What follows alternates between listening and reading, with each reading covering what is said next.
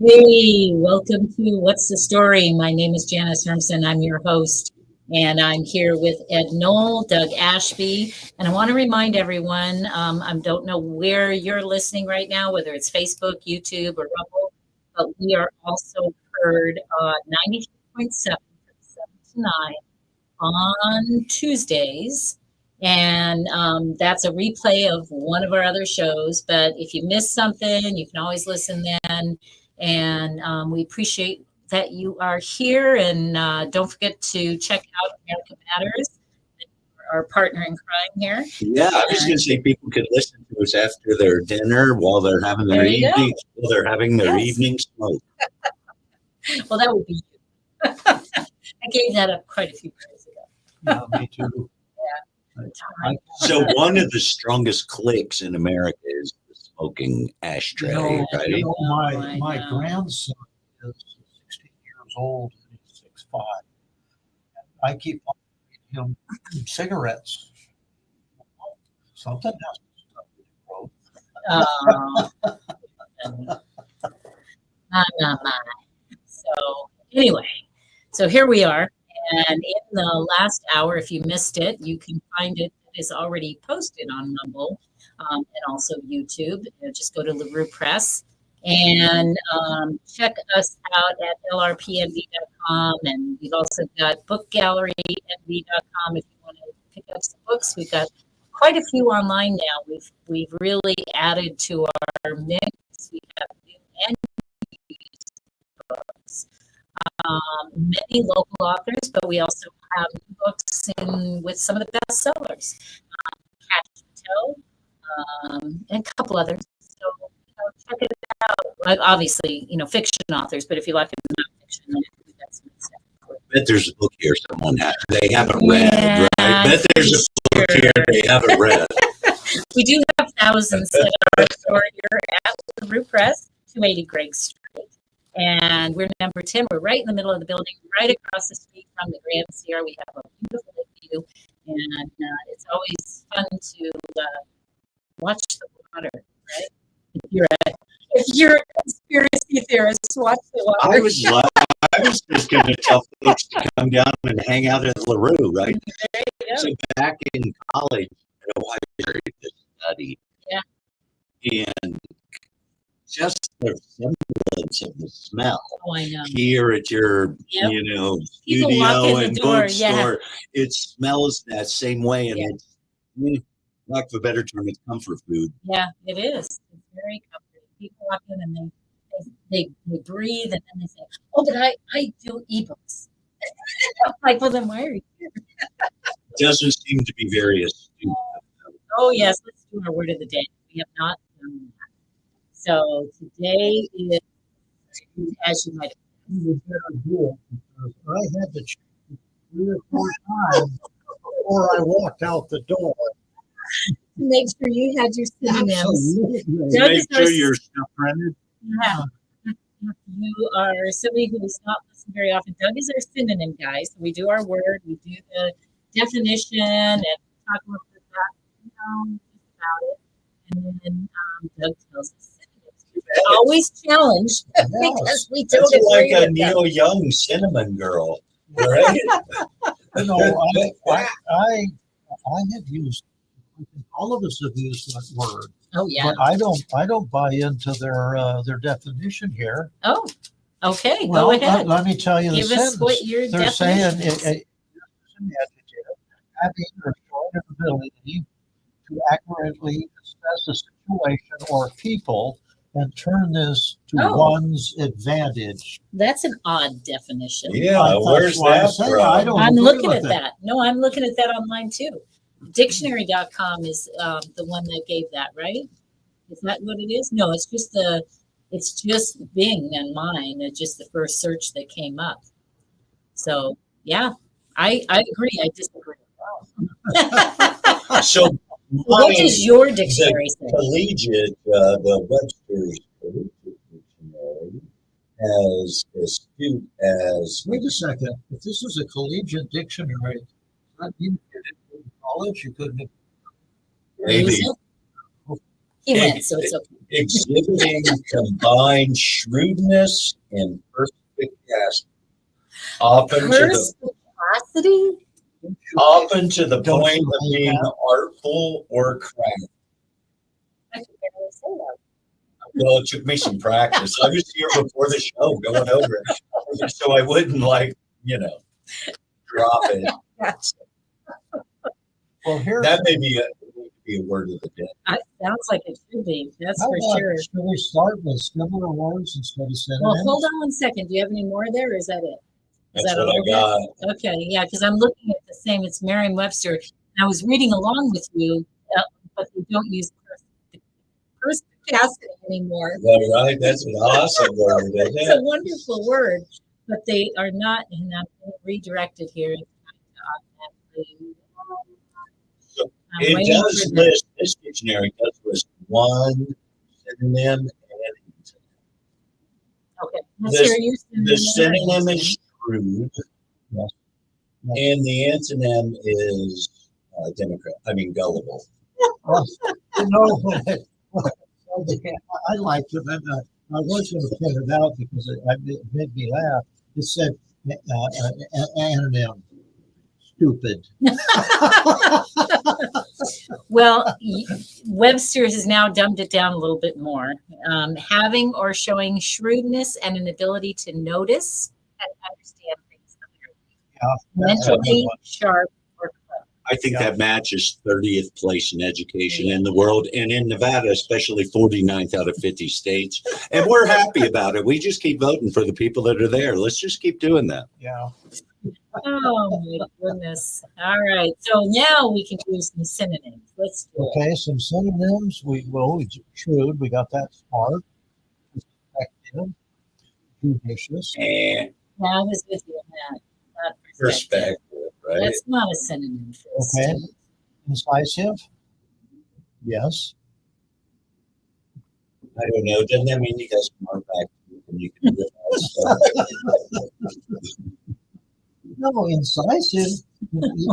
Aye. Oh, incisive is that you have a good opinion. You're shrewd. You're astute. Yeah, right. We get all this dumbed down language from like COVID, right? To match the elevation in the school. Maybe that's it. The dumbing down of the words and dictionaries has to do with the education of the general public in general. Here's something that when I got this off the internet today, I kind of liked it because it was just something that I'd never seen before. It says, what are the risks of being too politically astute? And Too politically astute? yes, Who it is that? says. I don't know it anybody says, who's that. being overly politically astute can have both advantages and disadvantages. Let's explore some. Let's explore. Yeah. Let's explore. So right. Right? So I love this. Really? Are we talking about 5 or 10 people in the entire world? Right? I'm just saying, right? We talk about laws and stuff that affect like 10 people. Why bother? And well, in this past week, I went to the TMC, local community college here, to look at their website to find some classes for my stepdaughter.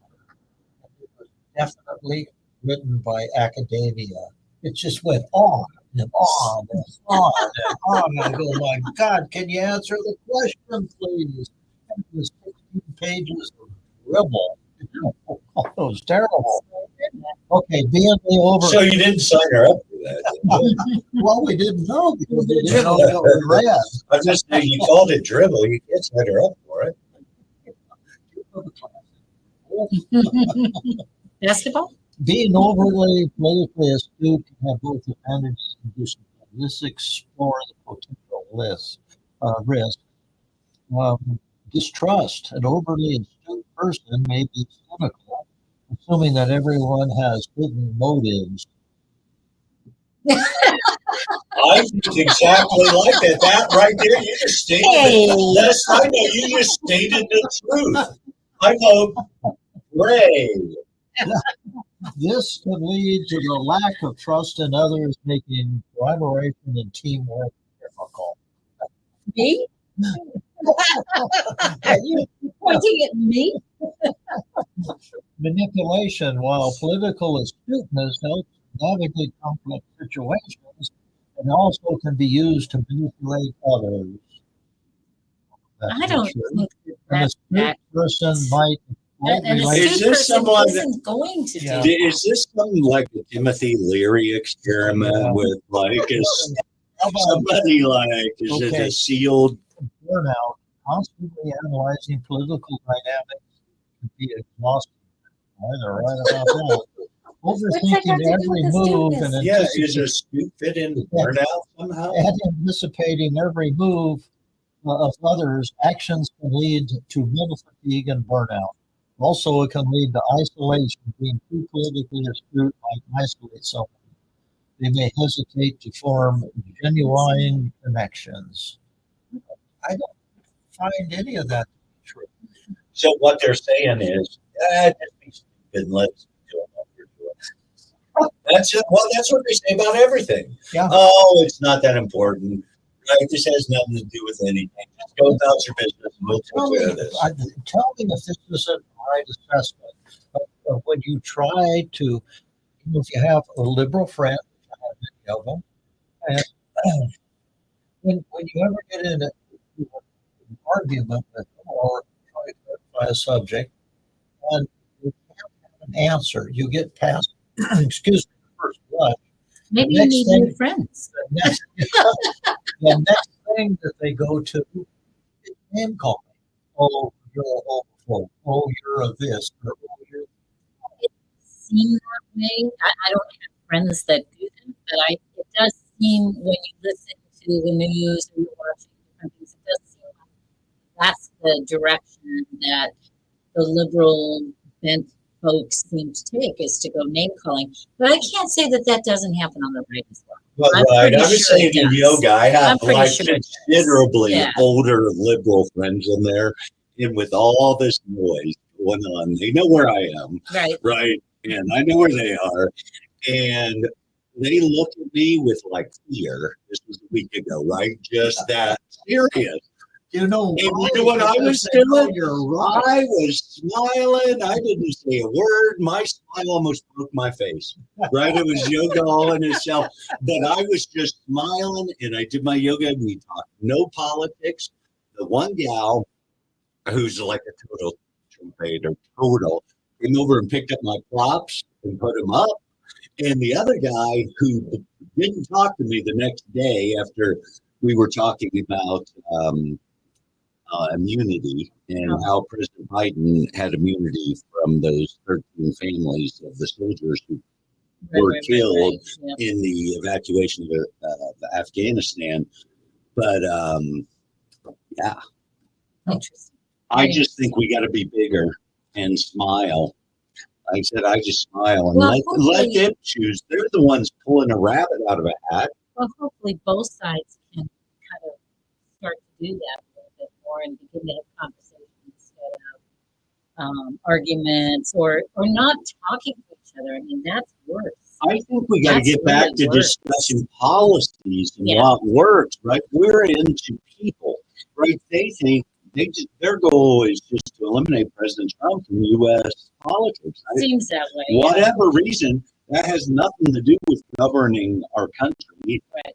And that's what it's about, right? I don't understand their philosophy at all. Evidently, one of the things that Trump's handlers are telling him is don't go into name calling. Well, it seems like he's avoiding it pretty much. And he even avoided talking bad on the Secret Service. No, he has, but the press keeps going back in time and bringing up everything he's ever said, ever. And talking about it looks like he might be there now.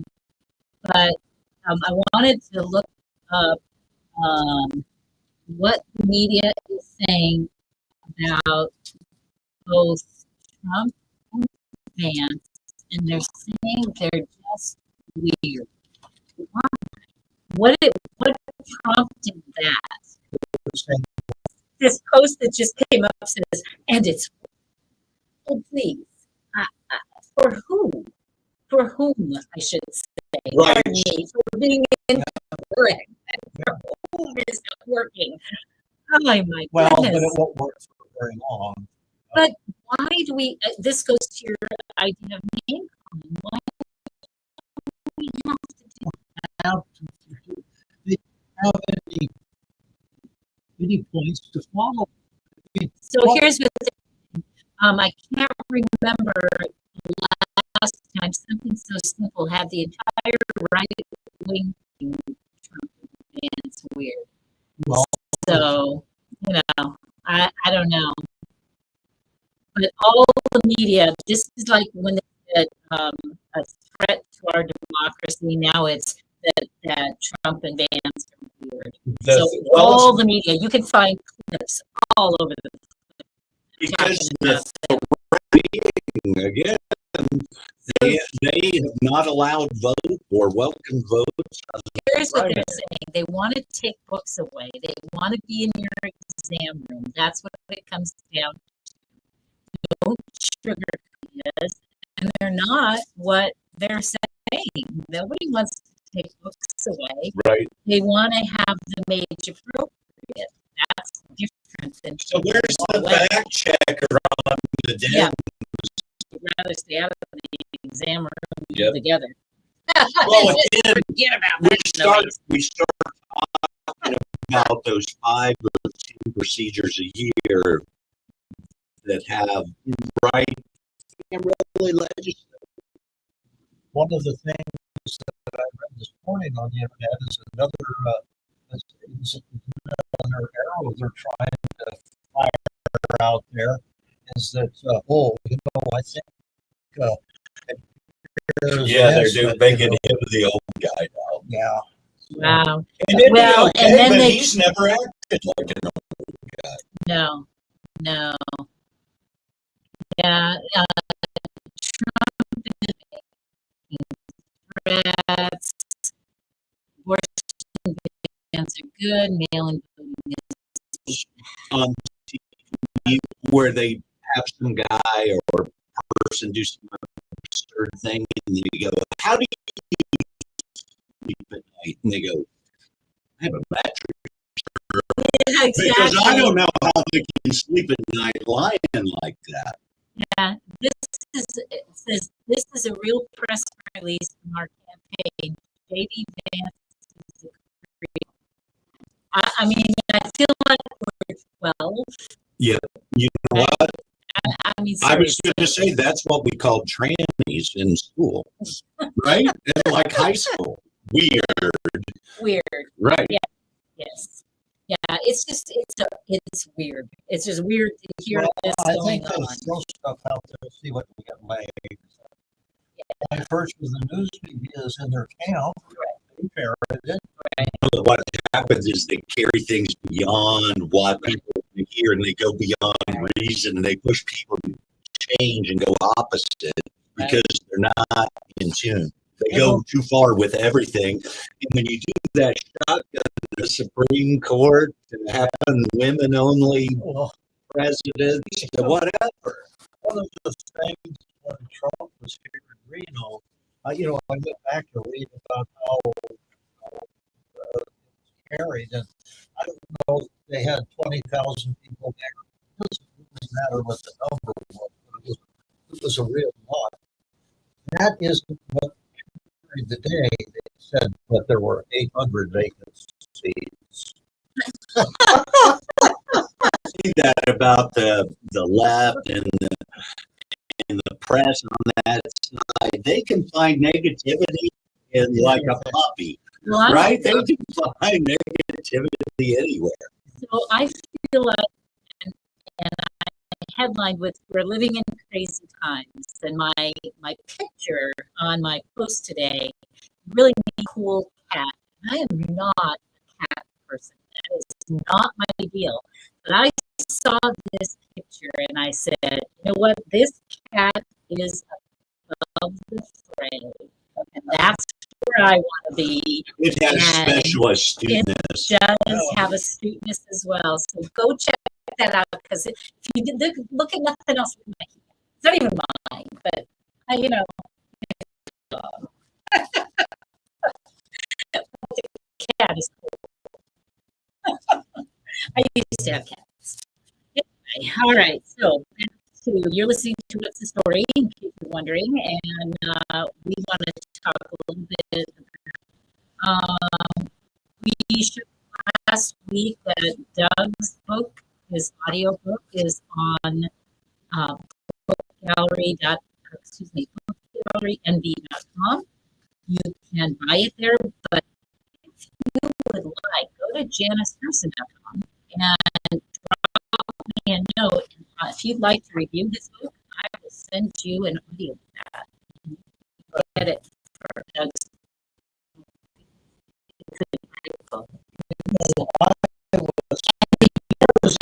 I was kind of investigating this morning because it was something that is just, it's gnawed at me. This is the second edition, and Janice and I worked together, and mostly Janice did just a marvelous job on it. And so putting things together where it flowed a little bit more, and I added 2 or 3 more chapters to it. Well, the very, very last chapter, first, the very first review that I received from Kirkus Review was outstanding. It came back and it said in that slot, it was one of the best for the year. And I thought, wow, that's coming from Kirkus Review. That's pretty good. So, matter of fact, it was so good, we put it on the back of the book. Right. So I thought, no, that's awesome. Well, when we did the second edition, I couldn't wait because we made it better. I sent it to Kirkus Review again and saying, hey, this is cool. And it came back because they said, well, they didn't say it, and that's the terrible thing, is it got a very low review. And one of the reasons was they made it political. And one of the things, well, this is what came through. It says, this is at the very last thing when we were talking about women in the fire service. Oh, yes. And what I said, be very careful for what you wish. It says the dilemma of becoming a female firefighter is that unlike other careers, it's more likely like the military, and that often results in cultural shock. Women aren't used to the military aspect. Most departments lack proper facilities for women, which is true. The 24-hour work schedule is different, is very difficult regarding childcare and family life, which is true, because that isn't the typical woman's role. I don't know. I can tell you that that was a fiery statement. I was going to say, I forgot where I was for a moment and almost said something. Although women in the fire service are generally healthier than women in the wider population, they experience higher rates of miscarriage, preterm birth. This may be linked to occupational hazards such as environmental toxins, heavy lifting, and irregular shift work. Certainly makes sense. Right. That's not political. That's in 2017, a study. Well, right. It is a little bit like the military. It's not for every gal or every guy. That's right. In 2017, a study of female firefighters' occupational stress in the U.S. found that 40%, that's almost half of the women, had engaged in binge drinking. That's terrible. Fire departments have traditionally required firefighters to keep their hair very short. Exposed hair can be a hazard on the fire ground. Okay? Female firefighters have much higher divorce rates than other women. It says the divorce rate of female firefighters is 32% compared with 10.4% in the general population. Roughly 3 times higher. Suicide rates are 10 times higher than the average population. And rates of depression and so for your one chapter, this is almost political. These are almost on the last few pages. No, I know. I remember. Yeah. I remember. Rates of depression and post-traumatic stress disorder among firefighters are as much as 5 times higher than that of the general population. That statement right there, when I talked to Kirkus, they said, well, yeah, it just became political. The person who reviewed it, and I don't know who it was, I can only assume that it was a woman's liberal that didn't like it. She said, you're persuading women to come into the fire service. And as a woman, I would tell you that if I saw something like that and I didn't agree, I'd be more encouraged to join. Yes. Because I'd be, you're wrong. You're wrong. I can do that. It's a little bit like the Right? secret. I mean, it's a little bit like the Secret Service. You shouldn't trip into it after high school, right? You should give it some thought right, and exactly. what But you're I going to don't do. think that it's giving your opinion and stats that lead you to feel that it isn't as encouraging for them to be a firefighter as maybe a man. And that they don't have to agree with you, but that doesn't make it political. Right. It's an opinion. It's an opinion, and it happens to be yours. And best I know, it's sexist, not yeah, it is. Yeah, it is. If it's anything, it's Right, sexist. right. Exactly. Here's something else that I plucked out. This is from firefight, one of the fire department magazines, and it says female firefighters and cancer. They have a 40% higher incident of cancer than the general populace, and I can't remember without reading into this more so than men. Well, okay, that's right. So but like he said, it's actually more sexist than it is. It's not political at all, best I can tell. And for them, so they just didn't. That just gave you a low rating for that fact of it. You could still use it if they gave you a review. You could still use it because it's. So once right, I'm a past salesperson. After they say yes or check off, you go away. You go somewhere else. You don't go back to them and ask you this. Because you don't want somebody good to change their opinion on something stupid like that. Yeah. Well, right. You want to take the win and go with it. All right. So one of the trends that's out there is the growing demand for audiobooks and ebooks. So with women lifted high. It does not say that. You sure? I thought I pulled that out of the air. I think it's the energy.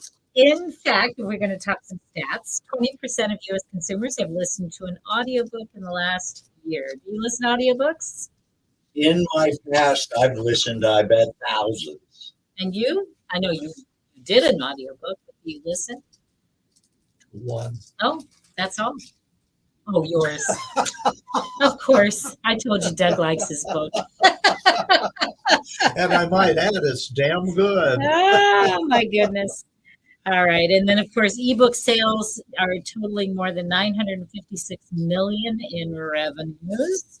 There were some things that I wanted to talk about, though. Let me get through. This is a whole lot of stuff.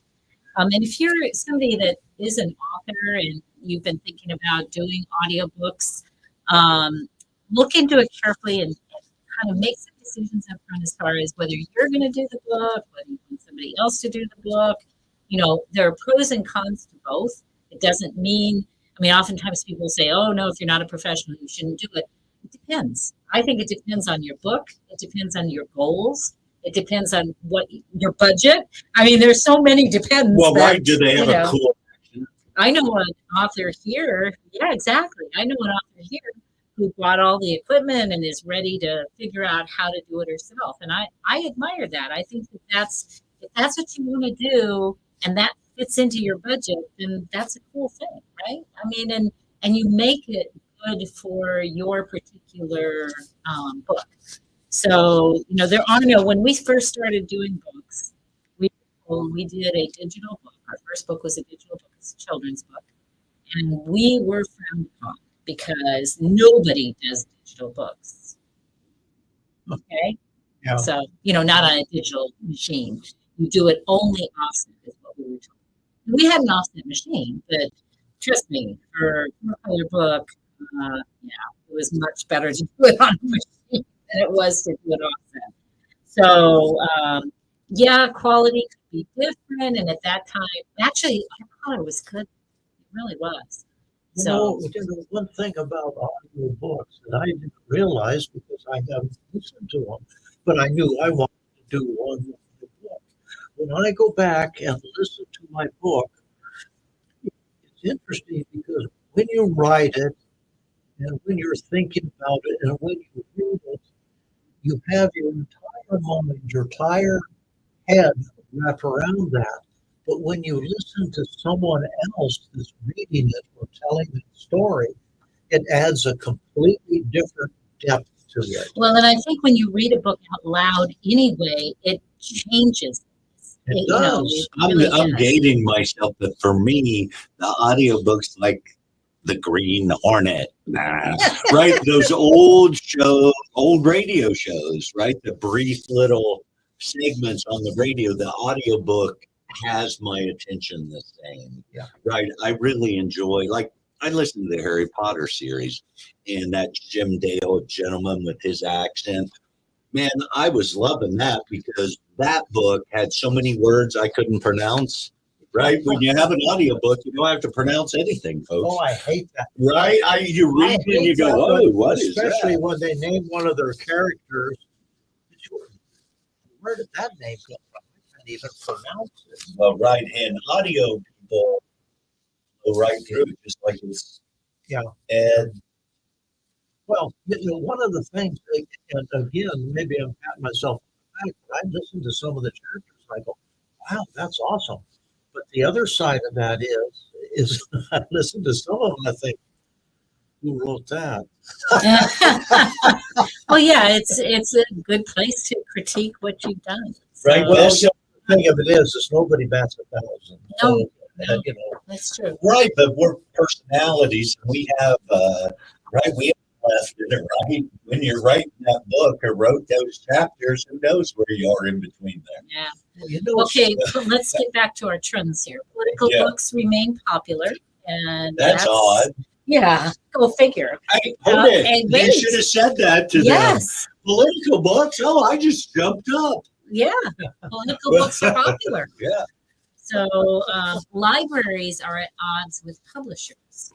So that makes a lot of sense, right? Because libraries, you don't make any money. Now, if you're on Kindle, I think that like if they're reading your book or something, you get like a little bit of a spiff if they read a certain amount of it. It's not much, but I guess it's better than nothing. Right? Yeah.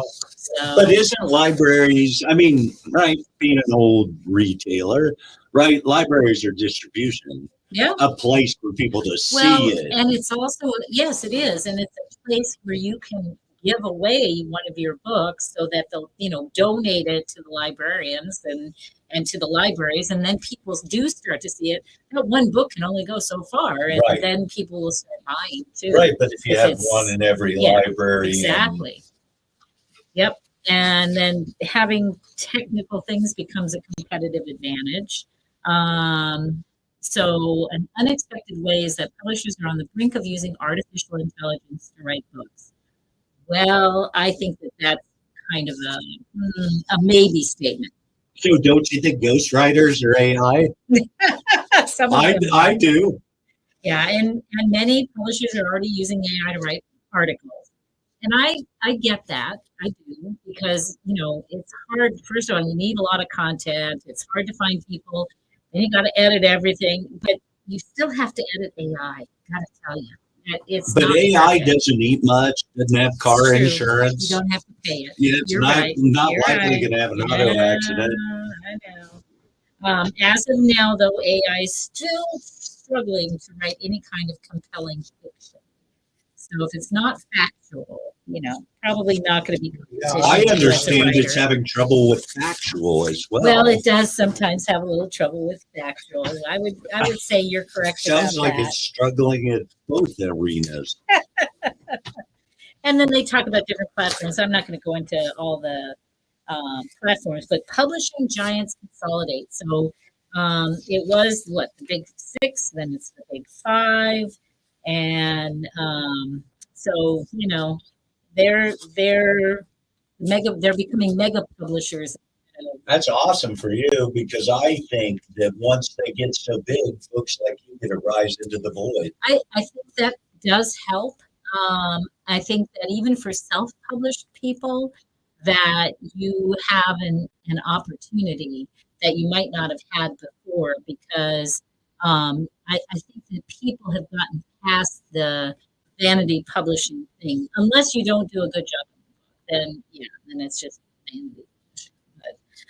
If you edit and if you look through your book carefully and do a good job on presenting something that's commercially sound, then I think you're good. Why are you laughing? So is vanity publishing in Webster's? Ah, I bet it is. Might That be, it is. if Yeah, might look be. it up. Look it up. I like that. I mean, I agree with that. Yep. Yeah. Independent publishers are making gains, which we already knew from last week that I had an article that I did. Independent publishers often take risks on books in unusual genres and unknown authors, and that is true. Especially an independent publisher may have a unique demographic that they appeal to. So you need to kind of look around and see, what are they doing, or call them. Call them, write to them, email them, whatever. Get in touch and see, what's working for them. If you have to do a hybrid type of situation, meaning that you pay for part, the publisher pays for part, that's sometimes a good partnership. We've found it's good with a lot of people. So, so that's an option. Increase calls for diversity. There you go. DEI, right? And then they give a whole breakdown on diversity, race, gender, orientation, disability. I think that a segment of the population is tired of that. I think that so because we want all that stuff should go back into HR. Yeah. Right? That's an HR department thing. It's personal with people and who you work with, and that's where it needs to go. I think so. Not that it doesn't matter, just that it shouldn't be the qualifier. It shouldn't be out front. Well, it shouldn't be it's not a litmus test. No, because just because you're one color or another, and shouldn't drive. If you do good work, you do good work. Yep. And that's really what we're looking for. And that's what it's all about, is walking through life knowing you can do that. And then the last thing that this particular article talks about is that authors are going all in with digital marketing. And that is true. If you can figure out how to market digitally, it can save you a lot of money. It can help you to build an audience. It can help you to figure out who's reading your book, who's your audience, because sometimes you don't know. And I've talked about that a lot of times on the show, where you think your audience is one group and it turns out to be something else altogether. So check that out. And, the people posting on TikTok, and I know a lot of people on TikTok. I'm not, but that's just a personal preference. In checking on Jan's Vanity Publishing, yes. I found Vanity Press. And it says a publishing house that publishes books at the author's expense, called also Vanity Publisher. Right, but basically the reason it was always called Vanity Publishing is because it wasn't about the quality of the book. It was about that person just wanted it. Right? It wasn't a business tool for profit. No, I want to publish my book, and I'm going to do it. Right.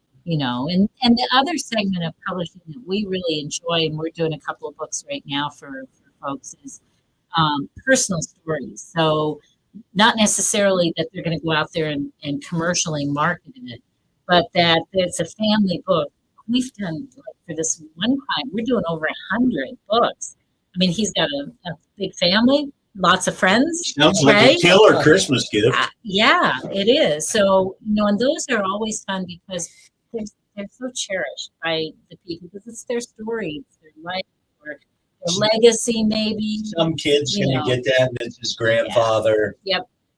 It's pretty cool. We do like doing them. So a little less pressure too, because there's no, no yearning for, I need to sell 1 million, right? This is, hey, I want this. I want to tell a good story. I want to share my life. And it's just kind of cool. I really do like it. So, anyway, that's the recommendations I'm making for you. What's trending and what you can be looking to do with your books right now.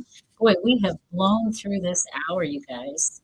This is crazy. When you're factual, it just sucks up all the time. It is going fast. Are we going to do? We are getting that's what you're doing. What? I've got to find music for that so that I can lead us in with some music because that was so fun when we used to do that. We're going to get better at this, and I will be starting to have guests. If you are an author and you contacted me and said, "Hey, what the heck? Where are you?" We are here. We've kind of been getting our sea legs at the new studio, and now that we're pretty much entrenched here, I think, and these guys are, oh, boy. We forget where we are. Yeah, exactly. So, yeah, we're excited about being here and doing our show here. I'm ready to have guests on with us, so we will be starting to have guests again. And we hope that you'll stay tuned into us every week. Yeah, we're just trying to bring information of value to folks, right? Yes, Things exactly. that matter to us. Yeah, and hopefully to you. All right. So Doug is ready. I can see that. Oh, I really, because 2 or 3 times today we touched on different things which lends to the book that I want to recommend. Awesome. And Fire no, away. it is really awesome because this is a book that was sent to me by one of my fraternity brothers, and I'm about 3/4 of the way through it. Okay. It's a book that if I was down in Barnes and Noble looking through all their selections, I would have passed this without even so much as a second glance. And the name of it is The Woman. Oh, yes. We talked about this. Yes, and the further I get in it, is really a page turner, and it fits in perfectly with what we've talked about. Is it by Kristen McKenna? Yes, absolutely.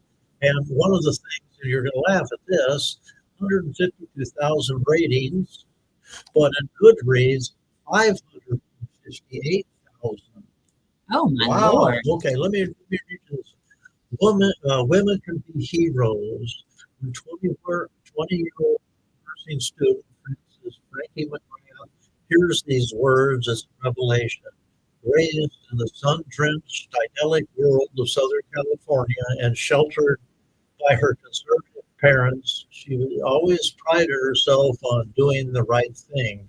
But in 1965, the world is changing, and she suddenly dares to imagine a different future for herself.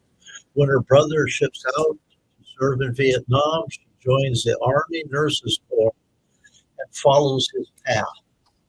And I want to tell you, it goes so many different segments, but the author is so good because we all here lived through the Vietnam War, especially me, and I think Ed too. Well, maybe not so much Ed because I'm a little older than that. You always had the draft over your head, so you pay attention to it. She goes into graphic detail because I lived and went to school with people who died over there. And she makes different mentions to where they were and the things that she did in the nursing corps. And you actually, as you're reading this, you can feel the weight of what these young men went through when they were in Vietnam. It is just an awesome book, and I recommend it highly. Again, it's The Woman. The women. Yeah, the women. Yeah, the women. I'm sorry. It's not a woman, it's the women. Yeah. And for reference, But our chief, one of our justices, does not know what a woman is. Maybe she knows the women. the Vietnam War was I was a little too young. However, I turned 18 in 1979, and that was the year after selective service quit. Oh, Right, I missed it by a year. Lucky you. Well, let me tell you. A year. Let me tell you how I missed it. If you were in college, you got what was called a 2S deferment. You had to take 12 units in college, and you got a deferment. Well, Congress, with all of their brain trust, have to say, well, that's really discriminating because only rich white kids can go to college. So they did away with it. Well, as soon as they did away with it, they they they said, "All right, you don't have a deferment anymore. We want you to go down and take a physical." So I went down and took a physical, and I came back, and they said, "All right, physical, you're now 1A, which means instead of 2S, 1A means you're eligible for the draft." Within maybe 3 weeks of getting this 1A, I got this nice letter from the government that says, "You were cordially inducted into the United States Army." And I said, "Man, this is Are you AWOL? This is serious." What do you No mean? bideness. Yeah, they said report to downtown Los Angeles on such and such a date. Oh man, I don't, they're sending. It was a very clear line for me. You get drafted, you go in the army, you go to Vietnam, you get killed. It's that simple. So you took the Bush I plan went- way out, got a red scholarship. I or- went to the fire chief. I was working for Pasadena Fire Department, and he says, "Well, he says, let me." He says, we're on Thursdays we meet at the Rotary Club. He says, "Guys from the draft board, which was in Pasadena, late for me." He says, "Well, let me see what I can do." He said, "You don't want to go, do you?" Oh, no, absolutely not. He comes back. I was 3 days away from actually having to report to duty, and he says, "Well," he says, "I talked to him," and he says, "Because you're so short-handed here in Pasadena in the fire department, I can only get you deferred for a year." Well, by that time, they went to a law system and they started winding down the war. And it's a terrible analogy, but I kept dodging a bullet. That is a bad analogy. Yeah. Very bad. It is Very President Trump. Yeah. Man. Yeah, I didn't enjoy that part of my life. All right. Are you ready for yours, or do you have You know what? anything I today? do not have a book today. Shame I on am you. shamed. Shame, shame.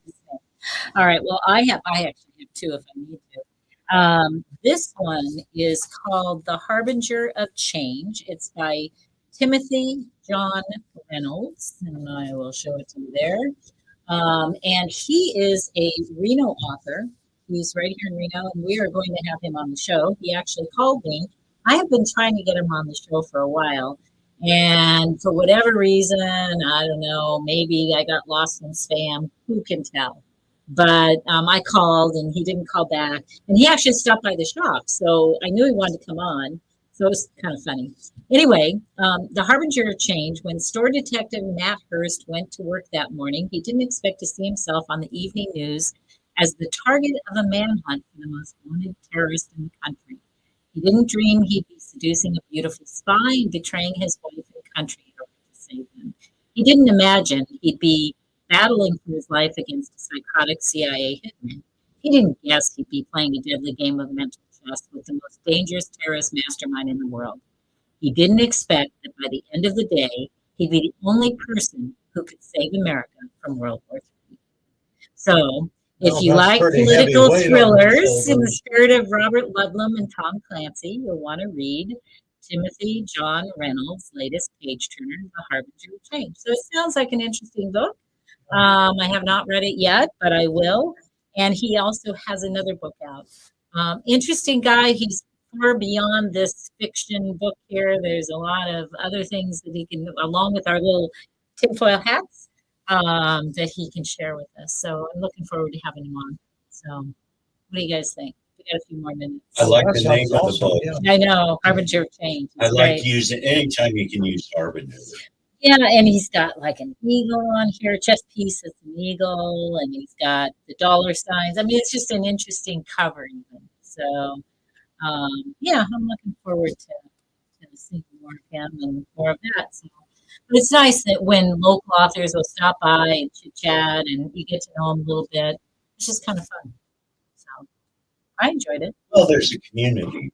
Yeah. You guys have created one, and it's nice. Yeah. Pop in and go, hey, right? It's like Cheers or without the alcohol. Without the alcohol, right? That's why I'm in on it. Yeah, that's right. It's got to be that way. But it's awesome, and people should check you out. Yeah, well, thanks. So yeah, we are located in Reno, Nevada, 280 Gregg Street, and we are open generally 9:30 to 5. But sometimes those hours stretch out a lot further than that. So it just depends. And Saturdays by appointment, and we like talking to people. You can always call 775-849-3814. We do answer the phone. It does not always go to voicemail. On occasion, it will. Do you have a recorder that says your call is important to us? Of course we do. When we put you on hold, you hear those little things, with the little music and all that, Right. And then I always go, well, obviously. I like it. As I sit here on hold, I'm obviously your most important person out there. That's why I'm on hold. I like that. Your call is important to us. Yeah. But your number in the queue is 149. Yes. And you have to wait about 20 minutes. Oh, right? Man. Are you hearing me? Yeah. That's good. So you're hearing the music. I'm not. Are you hearing the music? Are you hearing music? Why am I not? Yes, absolutely. This is like CNN. You're making me crazy. Yeah. All right. Well, that's our cue. We got to go. You are listening to What's the Story. Join us every week on Tuesdays. We start at 3 and we end right around this time, close to 5. Have a clue. All right. You guys take care.